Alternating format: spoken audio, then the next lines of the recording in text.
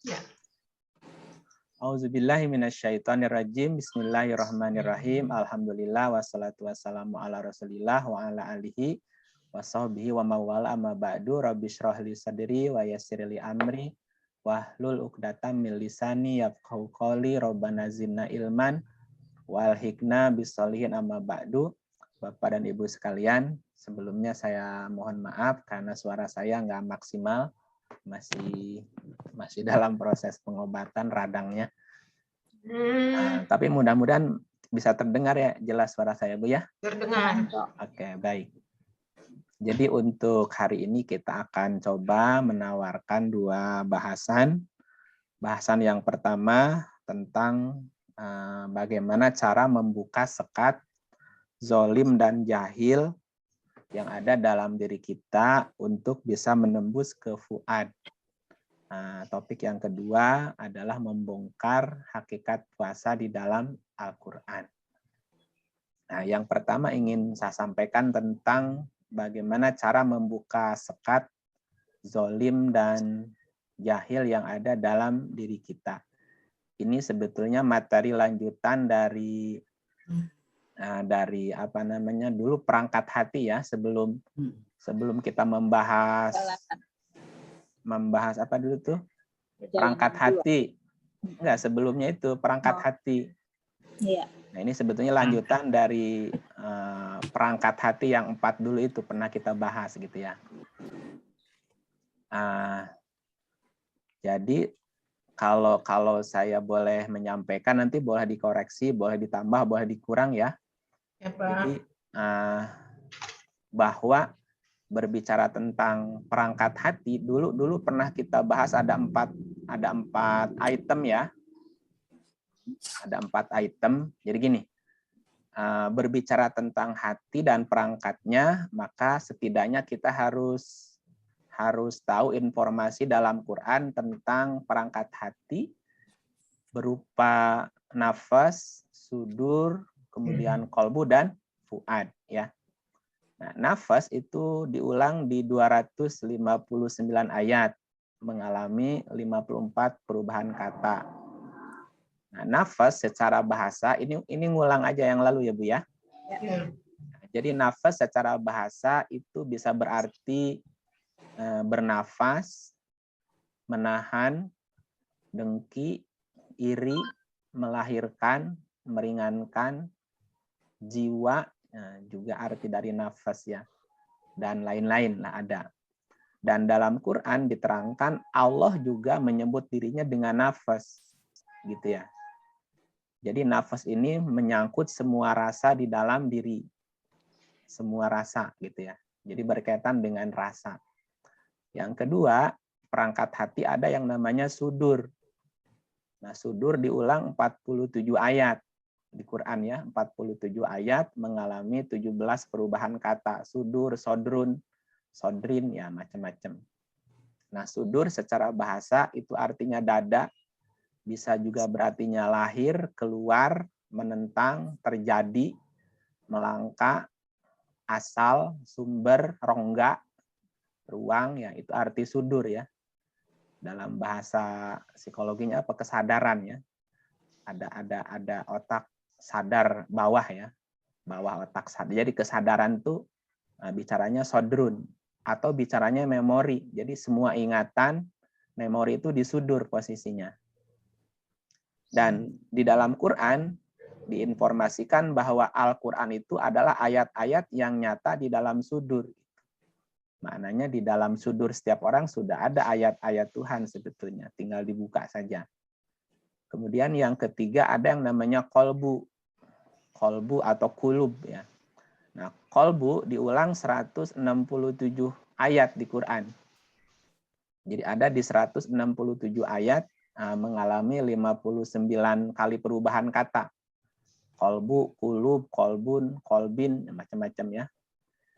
Nah, kolbu secara bahasa itu artinya merubah, membalikan, menjadikan, marah, menguji, mencoba, berubah-ubah, tidak tentu, meliuk-liuk, jantung, akal, kekuatan, semangat, pusat, tengah, warna, penyebab penyakit, berani, dan lain-lain. Itu arti kolbu.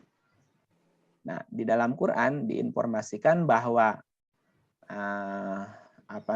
bahwa Jibril selaku ruh itu menurunkan Quran ke dalam kolbu. Jadi Jibril menurunkan Quran itu ke dalam kolbu. Tapi ayat-ayatnya di dalam sudur. Gitu. Nah, kemudian yang keempat ada yang disebut dengan fuad. Ya. Nah, fuad diulang di 17 ayat. Ya. Jadi ada 17 ayat yang menerangkan fuad. Mengalami 12 perubahan kata. Nah, fuad itu secara bahasa berarti berkaitan dengan hati. Menyalakan api untuk memanggang sesuatu. Fuad juga berarti akal pikiran, juga bisa berarti lubuk hati, atau jantung. Jantung juga fuad. Jadi yang merasa sakit hati itu di fuad gitu. Kemudian hati kecil juga fuad artinya. Nah, informasi tentang fuad dalam Quran adalah bahwa fuad bagian dari ruh. Nah, ruh itu adalah pendengaran, penglihatan, dan pemahaman. Gitu. Jadi fuad bagian dari ruh, dan ruh itu isinya pendengaran, penglihatan, dan pemahaman. Gitu.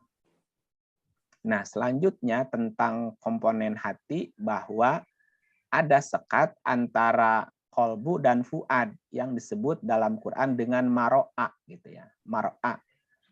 Maro'a itu berarti sekat gitu. Nah, sekat itulah yang harus kita ungkap, harus kita singkap, supaya kita bisa sampai ke fuad gitu. Supaya bisa mendengar suara hati dan masuk ke hati nurani. Nah, sekat itulah yang harus kita ungkap, yang bernama zolim dan jahil. Gitu ya. Jadi zolim dan jahil. Sehingga tidak semua orang bisa mendengar suara hatinya. Atau tidak semua orang bisa menggunakan hati nuraninya yang paling dalam karena fuadnya terhalang oleh sekat itu gitu. Ya, orang paling menggunakan rasa atau menggunakan hati yang suka bolak-balik gitu. Nah, sedikit sekali orang yang bisa sampai ke fuad untuk bisa mendengar suara hatinya gitu, atau menggunakan hati nuraninya gitu. Nah, ada banyak jenis kezoliman yang harus diungkap gitu, harus disingkapkan di dalam diri setiap orang gitu. Nah, adapun karakter zolim itu disebutkan dalam Quran secara garis besar itu kurang lebih ada sekitar 56 poin atau item, Bu. Jadi ada 50 item, 50 poin berkaitan dengan zolim yang ada dalam diri kita gitu. Nah, 56 tuh lumayan banyak juga ya. Nah, itu garis besarnya itu. Sekitar Pak, antara lain, boleh nggak antara lain, Pak? Oke, saya sebutkan item poinnya ya. Iya. Yang pertama menyekutukan Tuhan. Oh. Nah, itu 31-13. Kemudian memiliki sembahan selain Allah dengan membuat syariat sendiri. Nah, itu juga bagian dari sekat zolim. Jadi membuat aturan sendiri itu namanya, Bu. Nah, itu juga bagian dari kezoliman. 42-21 ayatnya. Nah, yang ketiga mencintai sesuatu berlebihan. Jadi kecintaan yang berlebih itu juga sekat zolim kepada selain Allah gitu. Surat 2 165. Kemudian yang keempat takut kepada manusia melebihi takutnya kepada Tuhan. 4 ayatnya 77. Kemudian yang kelima mengganti perintah dengan mengerjakan yang tidak diperintah. Itu juga zolim. Surat 2 ayatnya 59. Kemudian bentar. Saya share ininya ya. Biar gampang dilihat. Mana bisa di-share enggak ya? Nah, ini kayak. Oke. Bisa lihat ininya nggak, Bu? Bisa. Oke. Nah, ini nih. Iya. Ini Oke. tadi 1, 2, 3. Ini kan kebaca ya, biar digedein. Bisa, Ini Pak. nih. Nah, ini karakter zolim yang disebutkan dalam Al-Qur'an nih. Ini yang ada dalam diri setiap orang yang mesti disingkap gitu, mesti disingkap. Musyrik yang pertama. Ini ayatnya banyak, tapi satu aja mewakili nggak apa-apa. Yang kedua, memiliki sembahan selain Allah dan membuat-buat syariat sendiri. 42 ayat 21. Mencintai sesuatu melebihi atau sama dengan mencintai Allah. Surat 2 ayatnya 165.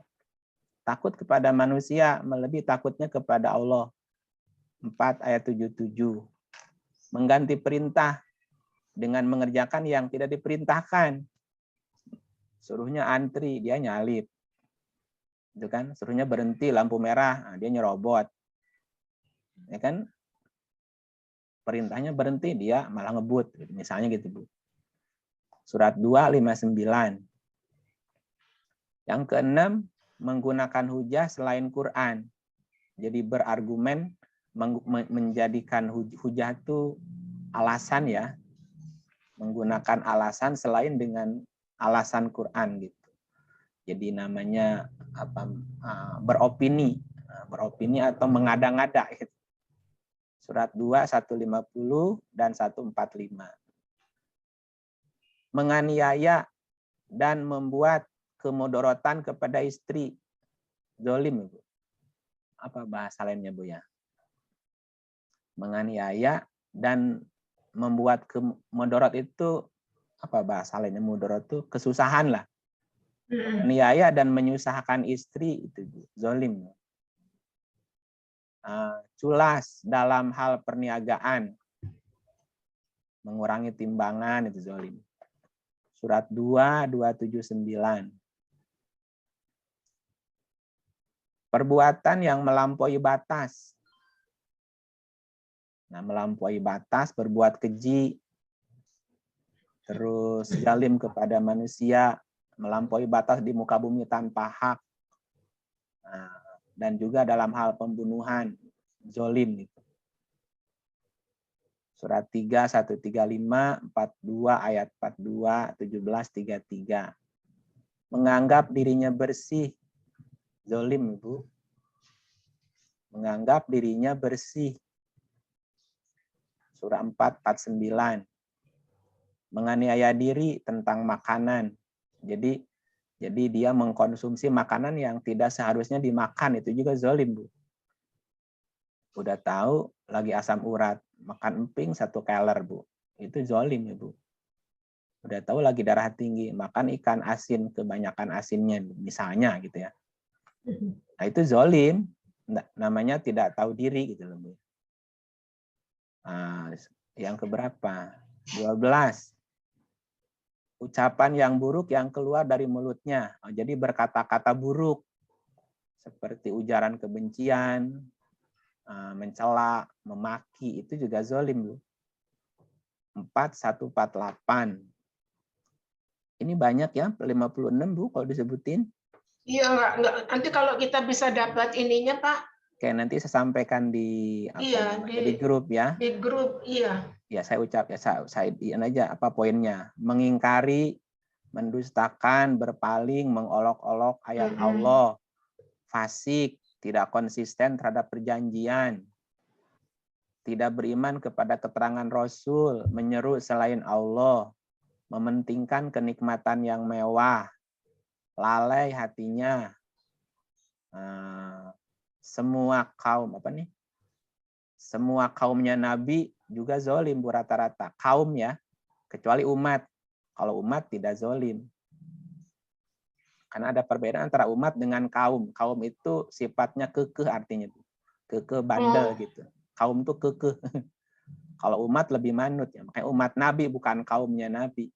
Nah, kaumnya Nabi itu rata-rata membantah. Itu zalim. Kafir setelah beriman, zalim. membangun masjid diror. Jadi membangun masjid tapi untuk sesuatu yang tidak baik, zolim. Mati tenggelam juga zolim. Kenapa tenggelam ya? Mati kesambar petir, ahli kitab yang zolim. Mengikuti hawa nafsu tanpa ilmu pengetahuan. Menjadi buah mulut yang buah mulut itu apa ya? Gosiper. Gosiper itu apa ya bahasa kitanya? Tukang gosip. Tukang gosip juga zolim. Iya. Terus jika berusaha maka akan minta kambing teman usaha serakah. Kalimatnya. Jadi ada orang punya 100, ada orang punya 99 kambing. Sementara tetangganya punya 1 kambing, Bu. Nah, orang yang punya 99 kambing ingin kambing tetangganya yang 1 punya dia gitu. Supaya 100. Supaya 100. Jadi gimana caranya kambing tetangganya dimiliki sama dia? Itu gak zolim, Bu. Nah, disangka nyolong lah dia kambing dia, padahal dia punya satu-satunya kambing gitu. Nah, itu juga zolim. Menghalangi menyebut nama Allah dalam masjid juga zalim. Berkawan dengan orang yang memerangi mukmin, menyembunyikan persaksian, memakan harta yatim, mencampur adukan hak dan batil, zolim. Mengatakan kalau Quran bohong, zolim juga. Mengingkari diri dan tergesa-gesa. Ini mesti dijelasin, soalnya ayatnya belum dibaca. Suka menipu dan saling menipu diri. Dia bilang pemerintah nggak benar ngurus ekonomi, ngurus minyak goreng nggak bisa. Ternyata minyak gorengnya ditimbun sama dia, Bu, dijual, diganti merek. Ya.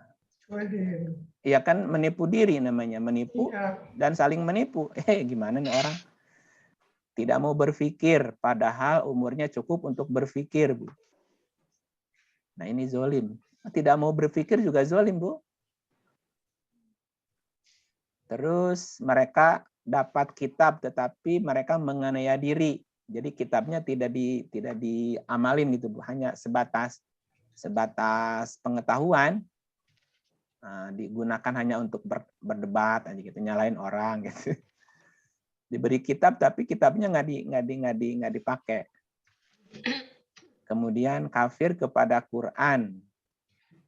Nah, pelaku dan pengikut LGBT juga disebut zolim. Pelaku dan pengikut. Ya, ada orang yang punya naluri tapi nggak dilakuin, itu jahil namanya. Jadi kalau jahil masih di pikiran, tapi kalau ada dilakuin jadi zolim tuh. Nah, kalau orang merasa dirinya benar, orang lain salah, di pikirannya jahil. Tapi kalau udah nyalahin orang, udah zolim tuh. Jadi melakukan sesuatu yang dilarang itu. Jadi pelakunya yang udah zolim. Kemudian kasar. Apa nih? Di kolbunya ada penyakit, kolbunya kasar, kolbunya takut, ragu kalau Allah dan Rasul berlaku zolim. Buruk sangka ini bahasanya. Jadi kalau punya prasangka kalau Allah berlaku zolim, ya zolim juga. Berburuk sangka Allah tuh zolim ya, itu udah zolim, Bu. Meninggalkan jemaah karena marah, Bu, nggak boleh. Karena dalam grup suka ada ini kan biasanya perbedaan pendapat ya, suka ada sedikit clash kan? Pundung, Bu, pundung. Iya. Lab group gitu, Bu. Zolim Cepat itu. kesinggung. Oh jangan, itu kalau sampai dia meninggalkan saudaranya, sekelompoknya, grupnya, jemaahnya karena marah, itu juga zolim, Bu. Iya, jangan pundungan. Apa bahasanya, Bu tuh? Nggak boleh pundungan gitu ya. Ya beda-beda pendapat nggak apa-apa lah. Mengaku dirinya Tuhan. Oh, ada juga yang mengaku dirinya Tuhan ya, zolim. Mendustakan Rasul. Dan seterusnya, Bu. Ini banyak nih, 56 tuh. Iya. Coba lihat yang ujung. Mencela merendahkan, mengejek, memberi gelar yang buruk, zolim juga, Bu. Mencela orang, merendahkan orang, mengejek, memberi gelar buruk, zolim gitu. Nomor 55 juga ini. Iya, mengambil pemimpin Yahudi Nasrani juga zolim. Nggak boleh ya? Iya, kan mesti diterangin Yahudi apa, Nasraninya apa, Bu. Iya, Yahudi itu kalau lihat surat 5, surat 2, ini tambahin ya, 120, itu orang yang egois, Bu. Jadi mau menang sendiri, nggak suka kepada orang selain orang yang punya sepaham dengan dia. Yahudi itu. Gini, Ibu Farida nggak suka sama teman karena temennya beda pendapat sama Ibu. Yahudi itu, Bu. Jadi Yahudi itu karakternya gitu. Yahudi itu karakter tidak suka kepada orang lain kecuali orang lain seperti pahamnya dia gitu. Jadi memaksakan kehendak orang seperti pahamnya dia. Nah, itu Nasrani. Yahudi. Nah, kalau Nasrani itu orang yang pura-pura beriman. Karena ada kepentingan gitu. Misalnya, Bu Farida ada kepentingan kepada si B. Nah, pura-pura seperti dia, Ibu pura-pura jadi dia gitu. Karena kalau kepentingannya udah tercapai, dia kembali ke awalnya gitu. Nah, itu karakternya, itu yang nggak boleh diangkat. Nah, bukan Yahudi sebagai agama, bukan Nasrani sebagai agama, tapi sebagai karakter. Kan sama seperti gini. Kalau kita bicara orang Islam, ada Islam sebagai KTP, KTP-nya Islam gitu kan. Ada Islam sebagai karakter, sifat Islami gitu kan. Ada Islam hanya sekedar numpang nama aja, yang penting ada agamanya lah di KTP gitu. Jadi Islam pun ya ada Islam sebagai labeling aja, label saya Islam ya gitu. Bukan Islam sebagai karakternya kadang-kadang gitu. Nah, dalam Quran tuh ada beberapa definisi tentang Yahudi dan Nasrani gitu. Nah, yang nggak boleh diambil jadi pemimpin atau sebagai teman, karakter Yahudi. Yahudi itu orang yang akan berpetunjuk, akan ya. Akan tuh berarti belum. Kalau dia mengikuti wahyu, dia akan dapat petunjuk gitu. Gitu. Itu secara bahasa. Oke.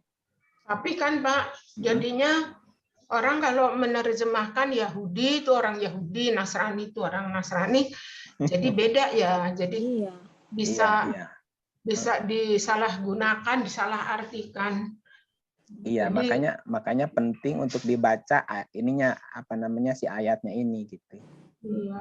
Ya kalau nggak dibaca, ini kan baru poin-poinnya saja. Iya. Nah, yang penting kan dijelaskannya dulu gitu. Nah, juga ada yang jahil juga banyak nih jahil itu. Ada berapa item, kalau tulis 1, 2, ini bahkan ditulis ayatnya, bukan itemnya. Coba lihat ada berapa item yang jahil. Tapi lebih banyakkan zolim daripada jahil sih. Ini 10, coba lihat sampai poin berapa, 13, 14, 15, 16, 17. Ini belum saya ringkas nih. 21, 22, 23. Ada 23 item. Item tentang jahil ya. Gitu. Tadi kan kata Pak Iip kalau jahil itu masih di pikiran gitu ya. Iya. Kalau udah zolim tuh udah dilakuin. Lakuan. Contoh gini, membedakan antara zolim dan yang jahil yang gampang gini, Bu. Misal gini, saya ngajar ya. Ngajar seperti ini.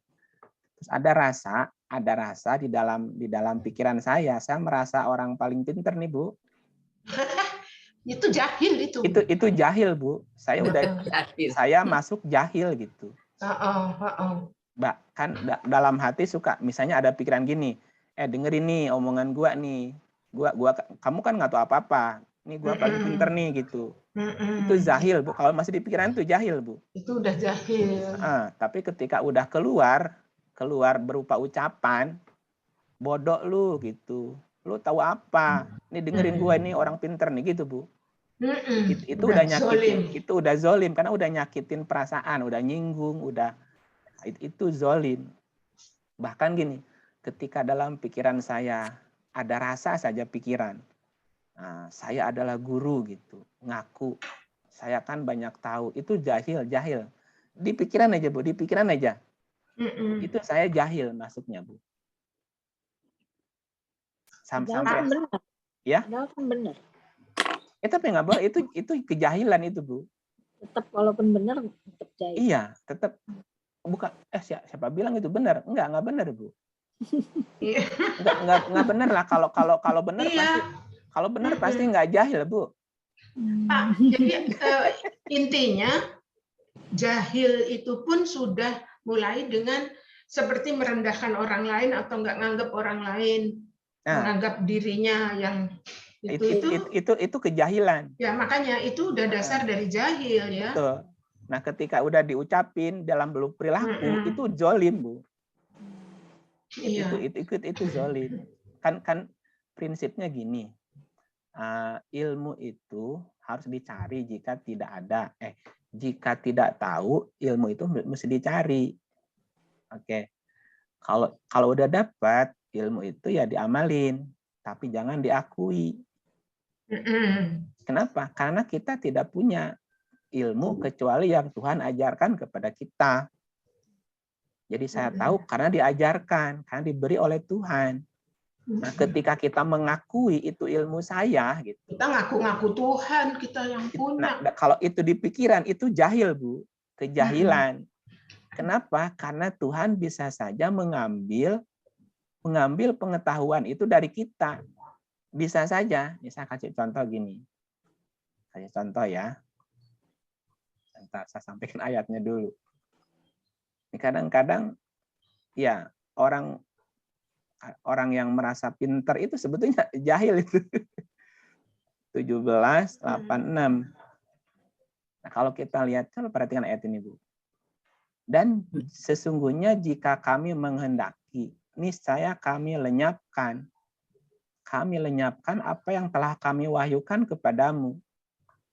Dan dengan pelenyapan itu kamu tidak akan dapat seorang pembela pun terhadap kami. Jadi Tuhan ya bisa saja menghilangkan pengetahuan kita, ujug-ujug hilang aja blank gitu loh, Bu. Kita seperti orang bingung kan gitu. Nah, artinya gini, kalau nggak ada dicari ilmu itu. Kalau nggak tahu, nggak punya, dicari. Kalau udah dapat, ya diamalin saja. Tapi jangan diakui itu ilmu kamu gitu. Tapi itu adalah ilmu dari Tuhan yang diberikan kepadamu. Nah, ketika kita mengakui itu, nah itu sudah kejahilan. Masih untung nggak dilenyapin buru-buru sama Tuhan, Bu. Ya, kalau kita nggak segera mohon ampun kepada Tuhan kan bahaya. Apa yang sudah kita pelajari, yang sudah kita ingat bisa lenyap tuh, blank gitu, atau jadi bingung gitu. Bisa saja. Nah gitu.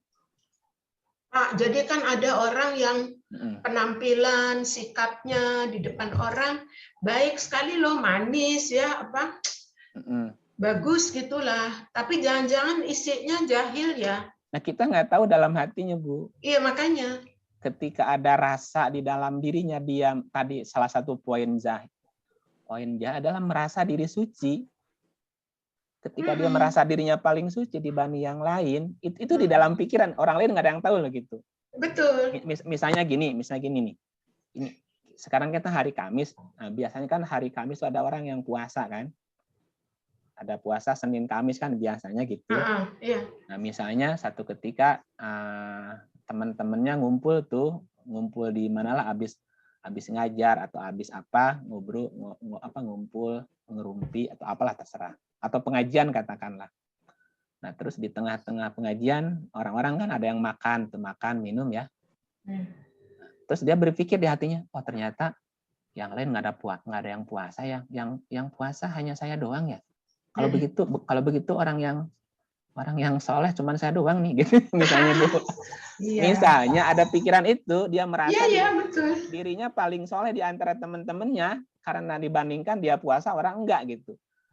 Di pikiran saja berpikir itu, ternyata cuman saya doang yang soleh gitu misalnya Bu. Itu kejahilan Bu.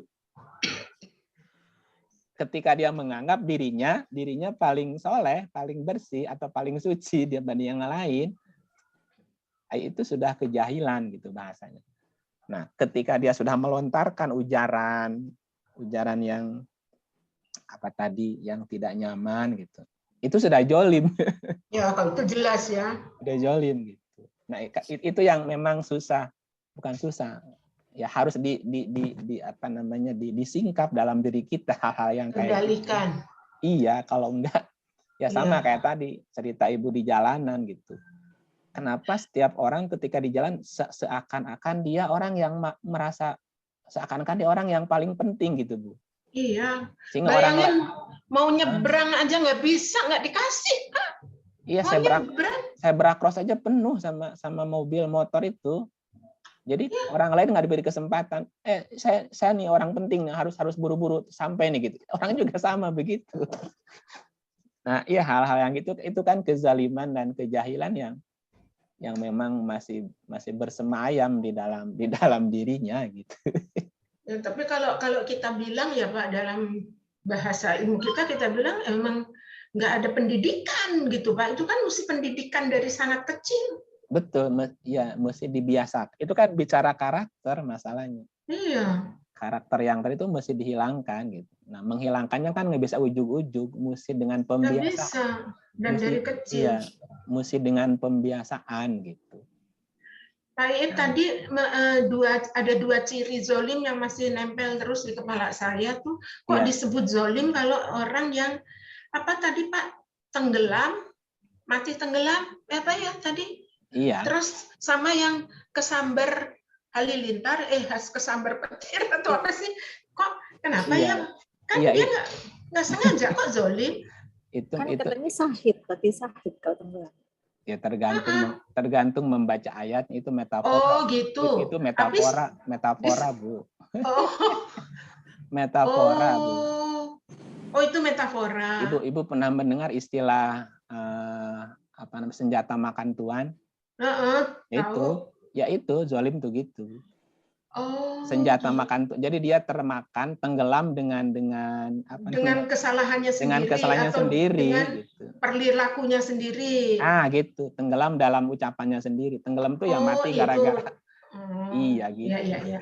Jadi misalnya kayak kesambar petir atau kesambar halilintar, dia sendiri yang bikin kali ya itu petir. Nah itu seperti termakan ucapannya gitu. Kalau disambar petir itu termakan ucapannya sendiri. Kalau tenggelam tuh tenggelam dalam kelalaiannya, tenggelam dalam kealfaannya, dalam kemewahannya gitu. Tenggelam dalam lupa diri lah bahasa kitanya, lupa diri gitu. Ya kalau itu setuju deh. Namanya metafora sih. Ada satu lagi Pak pertanyaan, dulu mungkin munculnya di kemisan juga ada istilah jangan suka menzolimi diri sendiri gitu tuh apa sih Pak maksudnya? Iya, jangan membuat dirimu gelap gitu. Jangan membuat dirimu kegelapan. Maknanya jangan betah di dalam kebodohan, dalam ketidaktahuan gitu. Kalau orang misalnya menyakiti diri sendiri karena bukan menyakiti itu, tapi ngalah aja, dihina orang atau direndahkan juga diem aja gitu, itu gimana ya?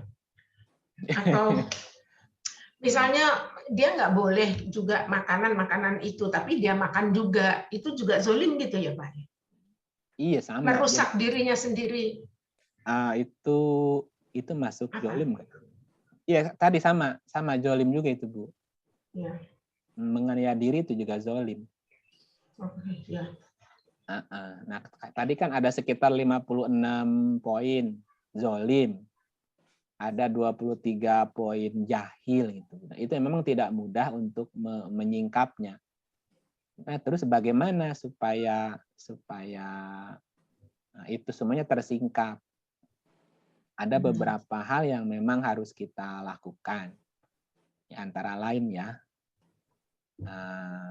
ini kesimpulannya gini. Coba ada gambarnya nggak ya? Saya keluarin dulu gambarnya ya.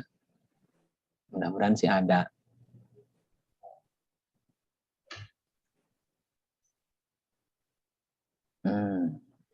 Oh nggak keluar. Oke, ada keluar nih. Nah, keluar nggak Bu gambarnya Bu? Ada yang di bawah. Cuman kecil ya? Kecil, kurang naik. Ntar saya gedein. Tapi ini tulisan, Pak. Iya, tulisan. Nah, ini. Ya, ini, Pak. Nah, ini kan judulnya cara membuka sekat antara kulub dan fuad. Membuka sekat jolim jahil tadi. Yang pertama, ya harus kenali karakter zolim dan jahil. Yang tadi 56 item karakter zolim dan jahil. Kenali dulu apa saja yang dimaksud dengan zolim itu apa, jahil itu apa. Nah, kalau sudah tahu karakter-karakternya, nah baru naik yang kedua, penanganan tingkat nafas. Nafas itu kan paling luar kan? Nafas itu kan yang paling luar. Ini paling, dulu kan pernah diterangin ini nafas perangkat hati yang paling luar. Nah, ini poinnya. Untuk keteguhan nafas harus mengembangkan amwalnya. Amwal itu bisa harta, bisa kemampuan diri. Jadi setiap orang harus mengembangkan potensi diri. Nah, ini satu. Kalau orang tidak mengembangkan potensi diri, ya akhirnya ya zolim. Itu yang namanya tadi yang disebut menzolimi diri, Bu. Orang yang tidak mengembangkan potensi dirinya itu menzolimi diri maknanya. Yang kedua, harus mencari perkataan atau hujah yang membekas dalam jiwa.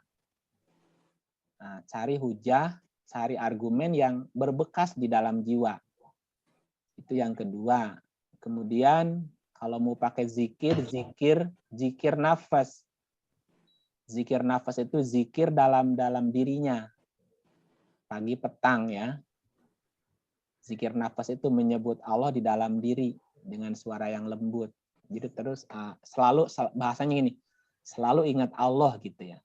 Di dalam dirinya, bukan di mulutnya tapi. Kemudian yang berikutnya juga bisa dengan berdoa. Berdoa dengan metode ibadullah. Karena ada tiga metode doa. Ada doanya ibadur rahman, ada doanya ibadullah, ada metode doanya doa Muhammad. Muhammad itu hanya bersyukur doanya, Bu. Ya, jadi kalau mau pakai doanya Muhammad, doanya hanya alhamdulillah. Nah, tapi kalau pakai metode doa ibadullah, ini ayatnya. Berdoa yang pasti dikabul. Berdoa dengan cara harap-harap cemas. Berdoa dengan suara lembut. Berdoa dengan rasa takut dan khawatir. Berdoa dengan rasa takut, harap-harap cemas. Sama diulang ya. Berdoa dengan sabar dan sholat.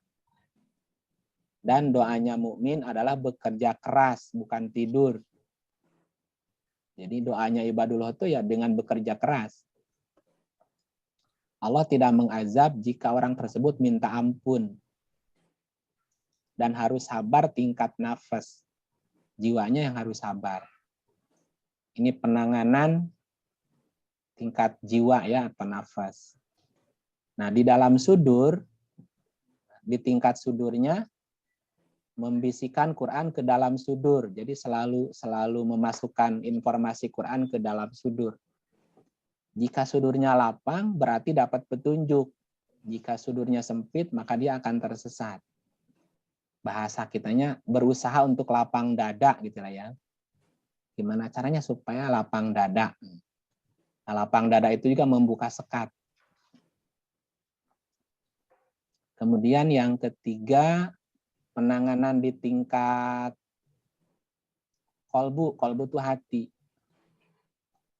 memaksakan diri atau menjibrilkan diri atas izin Allah menurunkan Quran ke dalam kolbu agar bisa menembus batas antara kolbu dengan fuad. Bahasa kitanya apa? Memaksakan diri untuk memaknai Quran supaya masuk ke hati. Gimana caranya begitu, Bu? Jadi membaca Quran sampai ke hati. Kemudian karena rongga kulub hanya bisa diisi satu, tidak bisa diisi dua hati. Jadi dalam hati cuma ada satu rongga gitu bahasanya. Ketika Tuhan masuk, yang lain nggak masuk. Ketika kebaikan masuk, yang lain nggak bisa masuk. Jadi tidak ada dua rongga dalam hati. Biasanya kalau orang udah benci, hilang cinta. Kalau datang cinta, hilang benci gitu. Karena dalam hati nggak ada dua rongga gitu. Jadi tergantung kita mau isi hati kita dengan apa. Gitu. Kemudian agar kulub bisa memahami dan mengerti. Nah, maksudnya hati itu, si kolbu itu juga memahami dan bisa mengerti sesuatu. Jadi pahami sesuatu dengan hati gitu. Kemudian ada sabar tingkat hati. Di surat 2235. Penanganan tingkat fuadnya, kepahamannya tembus di fuad ini. Dan kepahamannya tembus di fuad ini adalah bagian dari gini. Ketika kita paham dan ngertinya itu dari hati gitu. Nah itu juga yang akan menangkal, mengikis zolim dan jahil gitu. Jika sudah bisa masuk ke fuad, maka cara memperkuat fuad hanya dengan Quran. Jadi memang menyingkap sekat zolim jahil itu harus dari semua lini. Dari nafas, kemudian dari fuad, dari kolbu, dan dari fuad gitu. Dari nafas ke sudur, sudur ke kolbu, kalbu ke fuad gitu. Jadi semuanya mesti bekerja. Kalau tadi nafas berbicara rasa, maka rasa-rasa negatif dan positif itu jadi balance, Bu. Jadi kita posisi di tengah. Bahasanya jangan terlalu benci, jangan terlalu cinta. Jangan terlalu kita mesti posisinya di tengah nih, rasa itu. Karena kalau terlalu itu sesuatu yang jadi tidak baik kan posisinya gitu. Karena nafas bicaranya rasa. Misalnya ada anak salah. Ada anak berbuat salah. Dihukum atau dibiarkan. Dihukum kasihan. Dibiarkan bisa kurang ajar nih. Gimana Bu caranya? Berarti di tengah-tengah tuh. Diberi pelajaran tetapi bukan hukuman. Gimana caranya ya? Itu kan berarti untuk supaya menghindari kezoliman tuh gitu. Kalau menghukum tapi nggak pakai rasa juga bisa jolim kan? Jadi menganiaya juga posisinya. Dikritik atau dipuji gitu. Lebih baik mana pujian dengan kritikan? Kita kan ambil yang bisa membuat dia bagus, bangkit itu yang mana gitu. Jadi nafasnya mesti stabil. Nah, nafas yang stabil itu kan yang disebut dengan nafsul mutmainnah itu kan. Stabil itu berarti tidak berpihak gitu. Bahasanya apa tidak berpihak tuh? Moderat. Jadi tidak terbawa rasa juga. Sudur itu bicaranya data. Jadi apa yang dia rasakan sesuai dengan datanya gitu. Tidak menyalahi aturan lah. Karena dalam sudur ada ayat kan. Ada Quran. Nah, begitu simpulannya sedikit ringkasan bagaimana membuka sekat zolim dan jahil. Nah, sekarang akan saya sampaikan topik yang kedua berkaitan dengan apa tadi? Puasa ya, dengan puasa. Karena tidak lama, mungkin hitungan berapa? Seminggu lagi Bu ya? Tanggal 2 atau tanggal 3. Iya, tanggal. Iya, ini aja udah 24, 25. Iya, seminggu lagi nggak ya. sampai 10 hari. Enggak sampai 10. 1, Nggak 2, 3, 4, sampai. 5, 6, 7, 8, 9 hari kita akan masuki Ramadan. Nah, jadi penting saya sampaikan tentang puasa secara singkat, gitu ya. Boleh nggak sebentar aja Pak? Ini Oke. pendapat saya ya Pak. Sebelum puasa nih. Itu tadi semua yang dijelaskan yang baru aja selesai dibicarakan, apalagi mengenai zolim, mengenai jahil, terus bagaimana supaya kita itu tuatnya gitu ya bisa bekerja bagus, baik. Gitu. Maksud saya gini Pak, ini kan memang dalam kemisan saya selalu kaitkan ini kan dengan agama ya Pak ya. Ini diajarkannya di mana sih Pak untuk anak-anak? Lah, ya betul kan kalau saya juga nggak bisa jawab pertanyaan itu. Betul Pak, karena kalau apa yang dibicarakan, dibahas dan untuk kita nih, rata-rata kita ini kan yang udah levelnya nenek-nenek ya Pak ya, sama ibu-ibu gitu kan. Nah, ini yang saya nggak tahu itu di mana ini diberikan, padahal ini harusnya dari sejak anak gitu. Itu sudah harus punya gitu ya Pak ya. Dia harus kenal dirinya tadi itu. Dia kolbunya kayak apa gitu. Kalau dikasihnya udah sama orang yang udah jadi tua gitu, udah kayak kita gini. Oh, kita ngerti, oh kita tahu gitu, tapi mencoba memperbaiki diri sendiri. Saya itu kan belajar sama Pak Iip ini sebetulnya ingin membuat diri saya menjadi lebih benar, lebih baik itu ya Pak ya. Bukan saya terus kepingin bisa pinter ngaji, pinter baca, bukan itu Pak, udah telat saya untuk belajar gitu-gitu Pak ya. Saya tuh pengen belajar untuk diri saya sendiri minimal dan bagaimana untuk bisa kalau bisa berbagi atau menyebarkan kepada yang lain yang lebih muda, sama ponakan, sama gitu teman. Nah ini di dalam pendidikan ini di mana sih ya? Ini bagus loh Pak bicara tentang ini ya, tentang hati, tentang ya semua yang dibicarakan tadi itu, apalagi yang 56 ciri tadi, zolim, itu kan sebetulnya pedoman tingkah laku kita dalam kehidupan Pak. Betul Bu. Nah terus itu di mana gitu ya? Ya kan gini secara konsep orang udah tahu. Secara konsep itu kan gini, misalnya kita diajarkan agama dari SD kan? SD, betul. Dari SD kan kita belajar agama. Nah, orang juga tahu secara konsep gini, awwaluddin ma'rifatullah. Awwaludini ma'rifatullah. Artinya bahwa awal orang beragama itu adalah mengenal Allah. Itu secara konsep orang tahu. Ketika orang belajar agama, konsepnya apa? Awwaludini ma'rifatullah. Awal dalam beragama itu adalah mengenal Tuhannya. Oke, gitu ya. Nah, kemudian bagaimana orang bisa mengenal Tuhannya? Jadi sebelum segala sesuatu diajarkan, maka itulah terlebih dahulu yang diajarkan mengenal Tuhannya. Bagaimana cara orang mengenal Tuhan?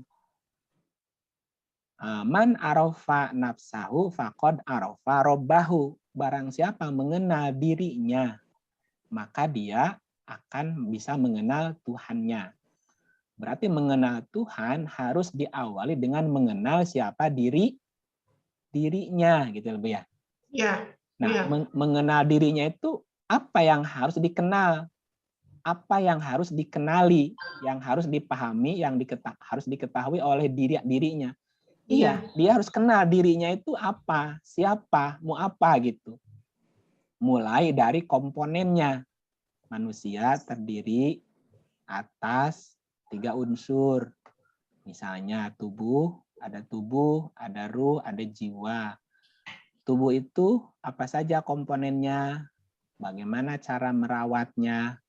Ruh itu apa saja komponennya, gimana merawatnya. Jiwa itu apa saja komponennya, gimana merawatnya. Itu kan dari mengenal dirinya aja dulu Bu. Itu kan juga udah sebetulnya udah cukup. diajarkan dari hal-hal yang sederhana dari SD kan gitu. Kita itu ini hubungan kita dengan Tuhan, hubungan kita dengan kan mestinya sesama. gitu, Pak, Iya. ya. Sampai Bu Erni tuh yang punya cucu begitu waktu di TPA atau di mana tuh. Iya nggak sih? Iya benar. Iya dong, diajarinnya kan dari dini, sejak dini. Bukan, saya tanya, itu kan cucu kamu di TPA ya, atau mungkin cucunya Butet tuh ada di preschool yang dulu-dulu masih kecil gitu. Yang saya pengen tanya tuh, mereka dapat ini nggak ya, mengenal diri, tapi sebetulnya untuk mengenal Tuhannya gitu loh. Gitu kan, ini sebetulnya pendidikan agama yang tapi bunyinya nggak agama gitu, nggak diajar, enggak, tapi diajarkan yang begini gitu loh. Ini kan esensial sekali gitu. Iya. Sampai nanti kita sampai tua gini, di mana ya Tuhan adanya di mana gitu kan? Itu pakai teorinya Piaget, Mbak, neranginya. Ya kan kalau di TK di rumah itu kan gini, ada judul. Temanya apa? Temanya aku gitu, Bu. Jadi menerangkan aku.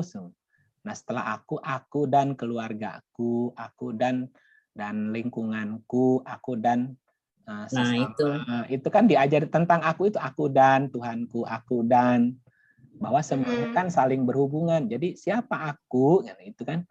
Nah, itu yang tidak sampai tidak sampai ke anak-anak, Bu, gitu. Termasuk ketika belajar agama di SD, SMP, yang diajarkan sekitar fikih gitu, haram, halal, hukum gitu. Jadi orang nggak kenal siapa dirinya akhirnya gitu. Iya. Gitu. Padahal itu penting banget. Bahwa dalam diriku ada kelebihan, ada kekurangan. Ya, betul, Pak. Kenapa ada kekurangan? Supaya ada kesalingan, gitu, saling melengkapi bahwa kita hidup memang membutuhkan orang lain gitu. Ya kalau kita diciptakan sempurna, nanti kita tidak akan ada rasa peduli kepada orang. Iya, kita nggak butuh orang lain. Gitu. Itu kan hal yang mesti ditanamkan. Ya tadi mengenal dirinya itu penting gitu. Termasuk tadi mengenal sisi-sisi negatifnya dalam diri kita gitu. Iya, betul. Ya, kayak gitu. Mbak Dewi. Ya. Nanti ini dari teori perkembangan Colbert moral itu nanti ngomong aja sama Budi deh, suaminya Mbak Dewi itu jagoannya Colbert. Enggak usah lah, Erni juga jago. Bukan, saya bukan bertanya bagaimana caranya, bukan.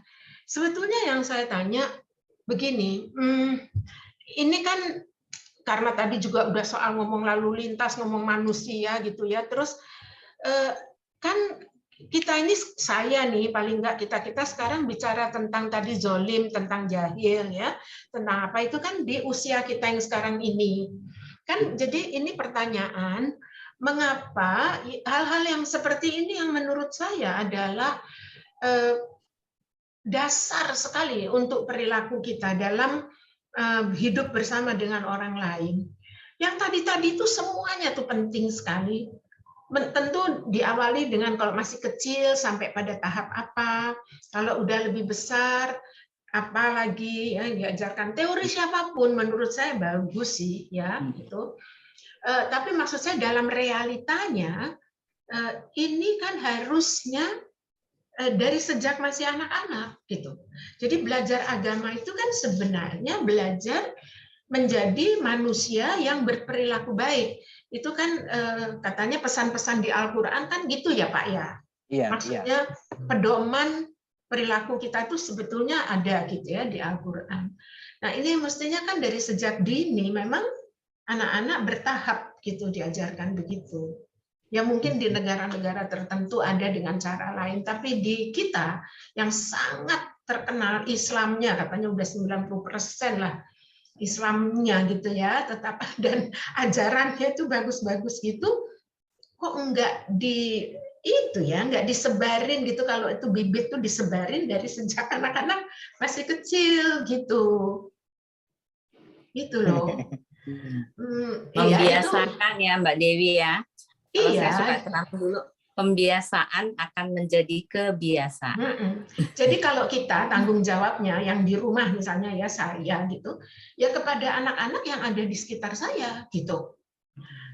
Kalau guru ya di sekolah itu ngajarin gitu, siapapun. Sebab siapa sih yang mau mengajari anak-anak itu menjadi anak yang baik, untuk menjadi manusia yang bertanggung jawab, yang menghargai orang lain, yang semua. Ini kan kalau yang disentuh itu masalah nafas, kolbu, ya sudur semua. Sebenarnya kalau kita baca bahasa psikologi yang dipakai, kita punya analoginya, ini namanya apa, tapi sebenarnya sama. Gitu. Sebetulnya sama. Cuma ini tidak, menurut saya sih, belum dengar saya bagaimana itu terjadi di sekolah-sekolah. Iya, Seperti yang Pak Iip bilang tadi, mengenal dirinya. Artinya apa sih itu? Kalau udah kenal dirinya, dia tahu bahwa dia tuh harus hidup bersama orang lain. Kalau hidup bersama dengan orang lain, berarti kita harus ngerti orang lain, harus menghargai orang lain, kita harus peduli orang lain. Kan sebetulnya itu hal yang nggak sulit ya. Maksudnya tuh cara ininya tuh nggak sulit. Nah, sekarang banyak sekali orang nggak peduli sama orang lain, beneran loh. Iya. Dulu di sekolah ada pelajaran budi pekerti, Bu. Itu kenapa hilang? Kenapa hilang ya? Akhlak dan budi pekerti saya nggak tahu. Iya. Nggak Itu tahu gimana bisa itu hilang ya itu? Apakah di Diknas itu di kurikulum masih ada, Bu Tet? Masih ada nggak tuh? Tahu tuh. Sekarang ada kok. Ada. Ada. Sekarang sih katanya saya sih taunya Dini itu yang dia ikut kerja sama Kemendikbud tuh kayaknya dalam rangka itu tadi. Karena sekarang yang namanya sekolah guru Dininya nggak lagi Dini Cokrok, maksud saya Dini Cokrok. Sekolah guru tuh sekarang udah nggak ada di Indonesia, tahu? Nggak ada. Udah nggak ada, Bu. Nah, kenapa? Itu pertanyaan terbesar saya. Yang namanya SGB, SGTK itu tidak ada, SGA tidak ada, IKIP pun jadi universitas. Ini kan menunjukkan bahwa calon pendidik itu tidak diperlukan. Yang diperlukan tuh sarjana gitu ya. Padahal yang tadi saya sebutkan mulai dari SGB, SGTK itu semua calon pendidik sampai IKIP. P-nya itu kan pendidikan. Iya. Begitu. Maaf ya Pak Iip, saya belok ke situ karena sangat peduli. Iya, betul. Ya udah, sekarang ngomong tentang puasa aja deh. Ya, jadi ya ini PR bareng kita gitu ya, Bu ya. Iya, kalau saya sih taunya Pak ya, kan waktu itu kan saya urusin sertifikasi dosen itu. Jadi pada guru-guru yang terus harus sekolah untuk S1 lagi, itu katanya mereka tidak terbiasa untuk menulis, untuk berpikir kritis lah istilahnya gitu. Saya nggak tahu apa itu guru, sekolah guru dan sebagainya. Kan untuk sertifikasi guru dosen itu kan harus S1, Mbak. Jadi mereka disekolahin dulu. Nah, dari situ katanya hasilnya itu mereka banyak yang tidak terbiasa untuk menulis, untuk mengungkapkan berpikir kritis dan sebagainya lah gitu deh. Mungkin aja itu yang jadi kebijakan pemerintah mungkin ya. Waduh, gawat dong. Iya, jadi mereka kan untuk sertifikasi guru kan harus S1, jadinya mereka sekolah lagi untuk S1-nya. Aduh. Waktu zamannya kita serdos dulu itu loh Mbak, kebetulan kan aku yang ngurusin gitu. Aduh, untung saya udah nggak usah pakai serdos, udah pensiun. Udah pensiun ya, Bu. Jadi begitu ceritanya, katanya. Oh ya. Jadi kebijakannya diambillah guru itu harus S1 gitu. Sebab saya tidak bisa memisahkan apa yang namanya agama itu dengan pendidikan dan dengan perilaku. Itu nggak bisa terpisah kalau menurut saya. Yang namanya agama, kan ujungnya di dalam perilaku. Jadi pendidikan tuh ada di tengahnya gitu loh. Iya. Itu. Ya, nanti kalau Pak Iip jadi Menteri Pendidikan ya Pak, nanti saya sering datang ke Pak Iip. Pak Iip. Iya, iya. Iya, saya 2013 ikut sertifikasi, Bu. Bukan 2012. 2012 kan harus guru ada sertifikasi guru. Saya sarjana pendidikan kan? Iya. Dari UIN. Tapi untuk dapat sertifikasi guru kan mesti ikut PLPG itu dulu kan? Nah, akhirnya kan ikut PLPG sampai berapa bulan ya? Hampir 4 bulan dulu PLPG saya itu 4 bulan ya. Akhirnya kan keluar tuh sertifikat guru kan, sertifikat guru gitu untuk dapat tunjangan. Jadi orang mengejarnya kan untuk dapat tunjangan itu sertifikasi guru itu. Iya, betul, Pak. Iya, apalagi kan saya dulu sebagai guru honor kan. Saya tuh honor dari 2000 tahun 2000 sampai 2000 berapa tuh hampir 10 tahun honor guru. Nah, dengan sertifikat itu kan terbantu tuh. Cuman syarat harus S1 dan harus sudah ikut PLPG gitu kan. Pendidikan apa tuh namanya. Nah, tapi ketika sudah selesai PLPG dan dapat sertifikasi itu setiap guru per 3 bulan itu kan mesti setor administrasi, Bu. Dari mulai absen. Jadi itu banyak banget dan itu rutin tiap 3 bulan mesti setor itu, Bu. Dan itu kan satu bundel, Bu. Nah, untuk bisa mengumpulkan satu bundel file data itu kan akhirnya itu yang saya alami, Bu. Sehingga fokus untuk mengajar jadi tersita gitu. Bagaimana dia mempersiapkan untuk pelajaran besok apa? Karena orang mikir ini 3 bulan ini saya mesti ngumpulin data ini, absen, mesti ngumpulin lagi ijazah, jadi itu diulang-ulang sih itu, Bu. Karena ketika syarat itu ada yang kurang satu aja, itu tidak diajukan ke pusat. Akibatnya dia tidak akan dapat tunjangan tuh. Kalau datanya tidak sampai. Akhirnya kan banyak guru yang akhirnya fokus ngurusin itu per 3 bulan itu. Paling lama tuh kan ada yang per semester tuh diurusnya itu, ada yang per 3 bulan itu. 3 bulan mesti setor satu file lagi, satu file itu filenya banyak banget lagi. Tanda tangan ini, tanda tangan itu, kepala sekolah segala macam. Ya itu. Akhirnya banyak guru yang akhirnya fokusnya ya yang penting saya setor file itu ke pusat gitu ya. Dan saya dapat akan tunjangan per 3 bulan kan gitu. Nah, saya termasuk orang yang lalai, Bu. Lalai dalam hal ngurusin itu gitu. Iya. Ya karena saya yang penting gimana saya besok ngajar bisa menyampaikan materi dengan baik. Akhirnya fokus ke situ saya.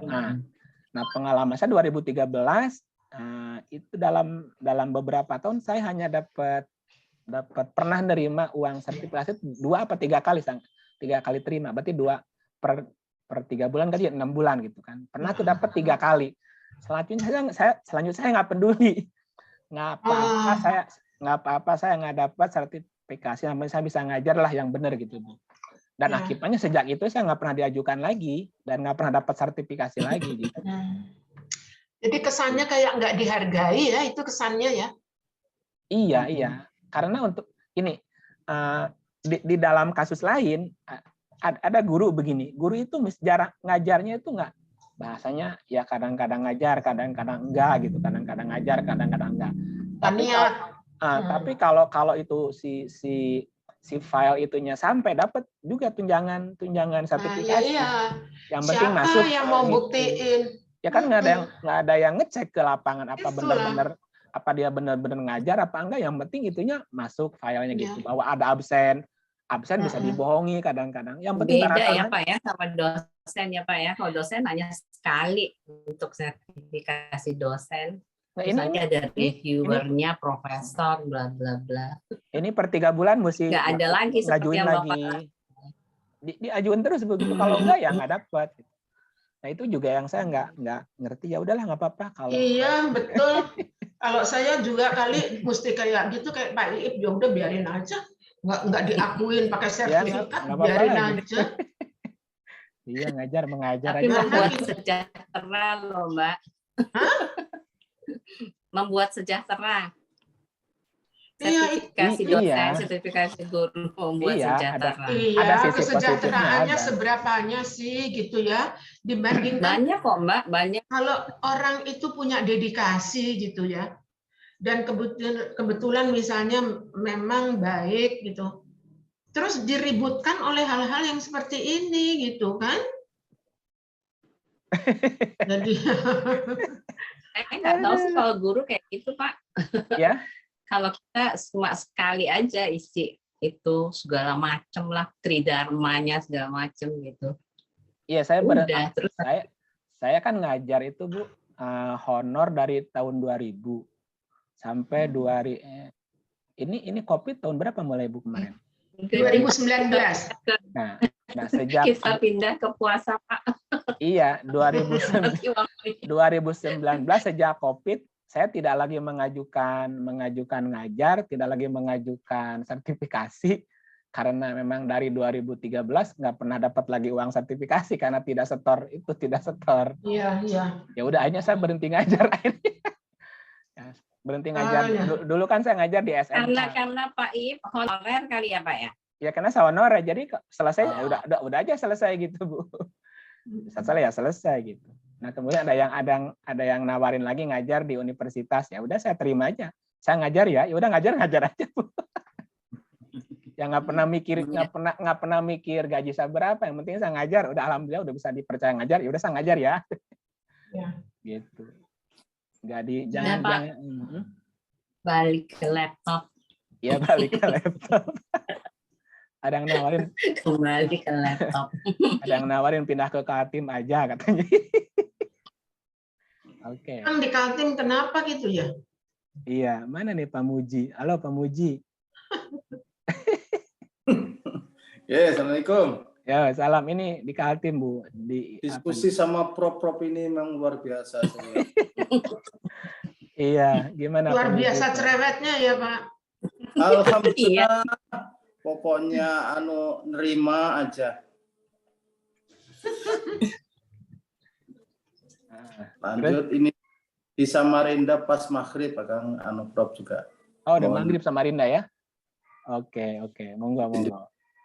Pak pindah, mari kita ke puasa. Oke, itu tadi cerita tentang zolim sedikit. Nah, sekarang kita cerita puasa karena ya juga perlu saya informasikan. Jadi nanti Ramadan nggak ada Kamisan ya Bu ya? Iya ya? Kan Pak Iip harus itu. Lah kan saya masih harus menjalani. Kan hari Kamis saya masih diem, masih bisu. Iya benar. Persis tahun lalu juga ya Pak ya. Iya. Seperti tahun lalu ya Pak ya, persis ya. Jadi Kamis kan saya masih belum boleh bicara. Iya, kan baru Jumatnya. Nah, Jumat baru boleh bicara. Jadi gini, apa namanya? Ya supaya tidak salah paham dan Bapak Ibu juga paham, ngerti apa yang saya lakukan, kenapa nggak ada Kamisan gitu ya. Iya. Kan gini, kalau kita lihat tentang puasa, saya share ayat. Gini ya, ini saya sampaikan dulu tulisannya.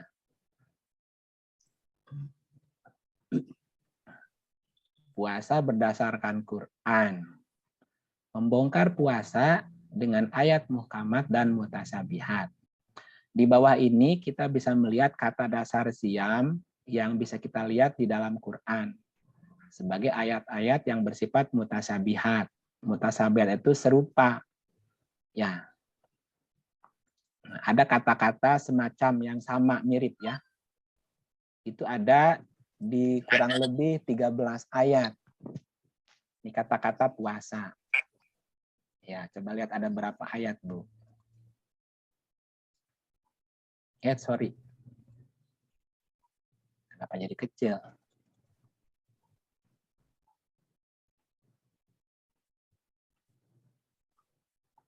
Nah, kan ada berapa kata puasa di Quran, Bu?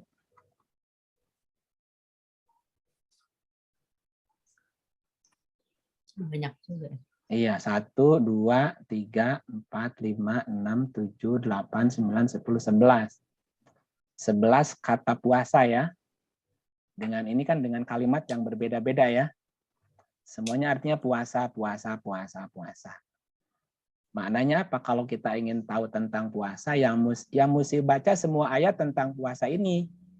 Ya, gitu. Jangan satu ayat dibaca disimpulin, belum bisa. Nah, ini ayatnya nih. Al-Baqarah 183, 184, 185, 186. An-Nisa 92, Al-Maidah 89, Al-Mujadilah ayat 4.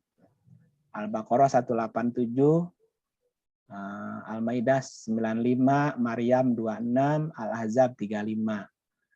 Ini kata-kata puasanya di sini nih. Ini tidak sama ya. Asyamu, tasumu, falyasumu, ini 11 perubahan kata berarti. Coba kita lanjut. Nah, bagaimana kita tahu tentang ayat yang bersifat muhkamat tentang puasa? Ini kan yang mutasabihat, yang di atas tadi mutasabihat ya. Oh, ya. Mutasabihat itu berarti ayat-ayat yang serupa yang tersebar di semua ayat. Nah, sekarang bagaimana kita tahu ayat muhkamat? Muhkamat itu berarti ayatnya urut ya, urut terus, nyambung.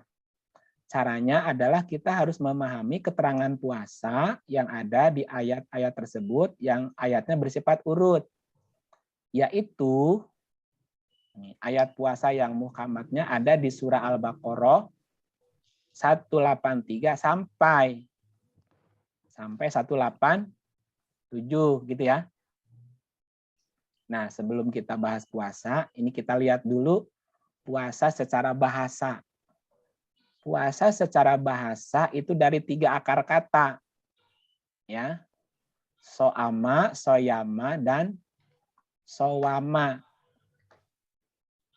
Ini 3 akar kata. Puasa itu dalam bahasa Arabnya sowama, soyama, dan sowama. So'ama artinya menahan diri dari sesuatu. Seperti menahan diri dari makan dan minum ya. Nah, ini orang menyebutnya puasa umum. Puasa pada umumnya. Yaitu puasa hanya menahan diri makan dan minum. Itu so'ama. Yang kedua soyama. Soyama artinya menahan diri dari sesuatu untuk mencari sesuatu. Orang tua dulu suka tirakat ya puasa ya Bu ya. Kenapa? Karena ada maksud, ada keinginan. Itu udah soyama Bu. Jadi menahan diri dari sesuatu, puasa untuk mencari sesuatu. Ini puasanya udah tingkat khusus. Jadi udah puasa khusus. Tidak hanya sekedar menahan makan minum, tapi juga ada tujuan mencari sesuatu. Nah, yang ketiga sowama. Sowama artinya menahan diri dari sesuatu untuk mencari sesuatu dalam rangka ya mengadakan atau melakukan sebuah riset, mencari petunjuk dalam Al-Quran. Nah, ini udah puasa hususil khusus. Jadi udah riset Bu. Nah, ini puasa hususil khusus gitu. Udah khusus lagi gitu. Nah, kita lihat. Ini arti puasa secara bahasa ya. Nah, sehingga ada ulama seperti Imam Al-Ghazali membagi tingkatan puasa jadi 3 gitu. Puasa umum, puasa khusus, dan puasa hususil khusus. Puasa umum itu puasa hanya menahan makan dan minum. Puasa khusus tidak hanya menahan makan minum, tapi juga menahan dari hawa nafsu. Nah, sementara puasa hususil khusus, selain menahan makan minum, puasa menahan hawa nafsu, juga dia melakukan riset.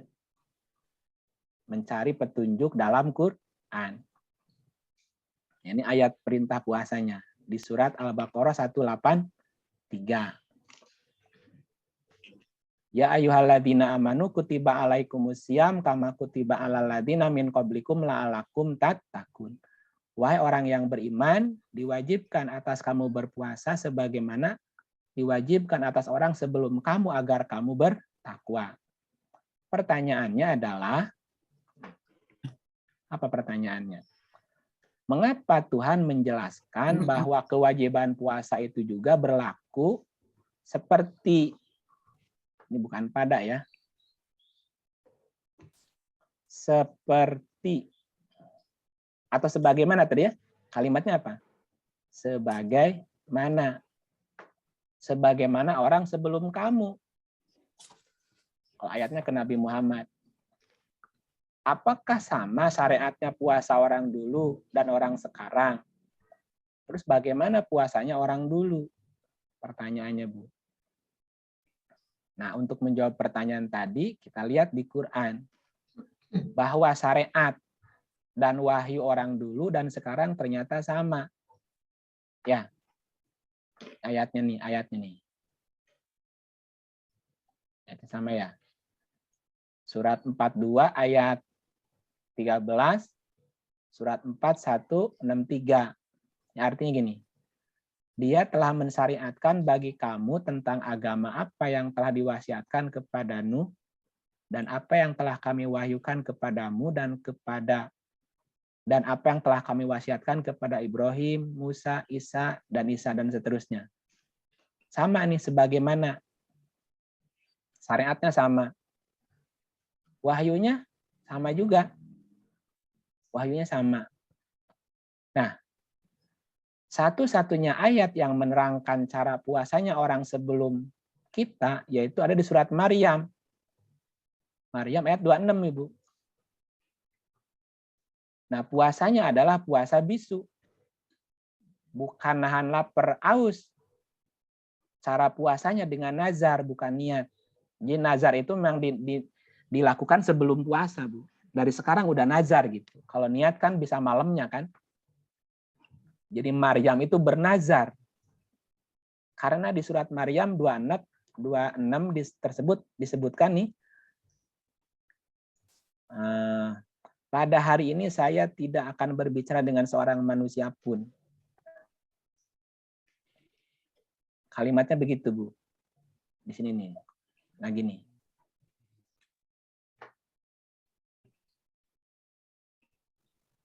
Jadi saya bernazar. Saya bernazar.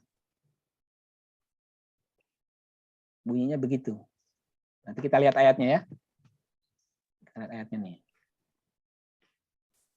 Misalnya surat